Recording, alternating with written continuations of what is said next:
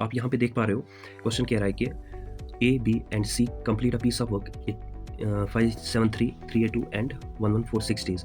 यानी कि A B सी जो है इतना समय लगा रहे हैं, अगर ये अकेले काम करेंगे तो इतने डेज इनको लगते हैं करने में। हमें बताना है कि अगर तीनों साथ में मिल जाएंगे, यानी कि working together they complete the same work in how many days.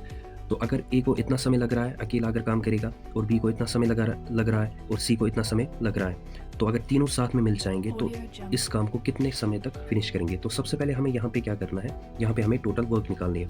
तो टोटल वर्क कैसे आएगी, तो आप सिंपली कहोगे ए जो है किसी काम को 573 डेज में फिनिश करता है, इसी तरह से बी जो है इसी काम को 382 डेज में फिनिश करता है, इसी तरह से सी जो है इस काम को 1146 डेज में फिनिश करता है। ठीक है, अब हमें टोटल वर्क कैसे निकलेगी, टोटल वर्क जो है वो निकलेगी हमें दैट इज इनका एलसीएम।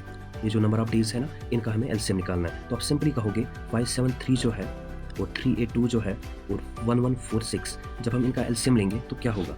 अगर हम देखेंगे ये और ये, यानी कि ये जो दो नंबर्स है इनके बीच में अगर हम एलसीएम देखेंगे ना, तो वो आएगा 1146। क्यों आएगा 1146, अगर आप देखोगे 382 जो है ये एक बार में कट जाएगा, और ये जो है ये 3 बार में कट जाएगा। ठीक है, तो इसका मतलब ये है कि एक संख्या जो है, एक नंबर जो है वो दूसरे नंबर को काट रहा है। ठीक है, इट मीन्स अगर एक नंबर दूसरे नंबर को काट रहा है तो इसका मतलब ये है कि जो सबसे बड़ा नंबर है वही आपका एलसीएम होगा। तो इन दो के बीच में 1146 आपका एलसीएम बनेगा।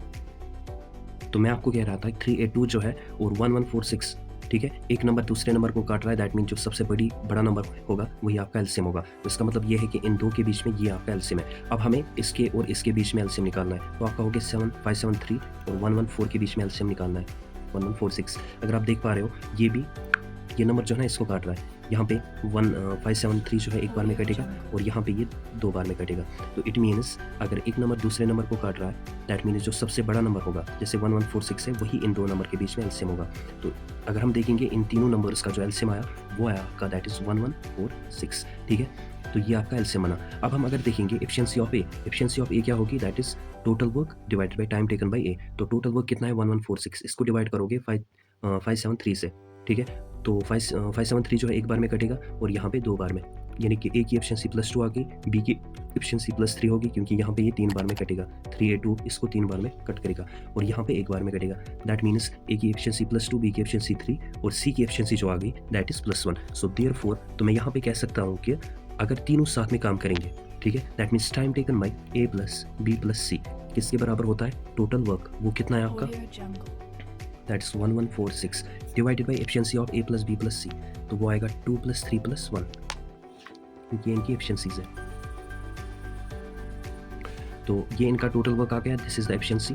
ठीक है, तो यहाँ पे आएगा 1146 डिवाइड करोगे इससे किससे, दैट इज 6 से डिवाइड करोगे, 6 से काटोगे एक बार में, 6 से काटोगे एक बार में, और ये बनेगा 54 ये कटेगा 9 बार में और यहाँ पे एक बार में, यानी कि 191 जो है that is your correct answer. It means A B C अगर तीनों साथ में काम करेंगे तो कितना समय लगेगा, 191 डेज इनको लगेंगे इस काम को फिनिश करने।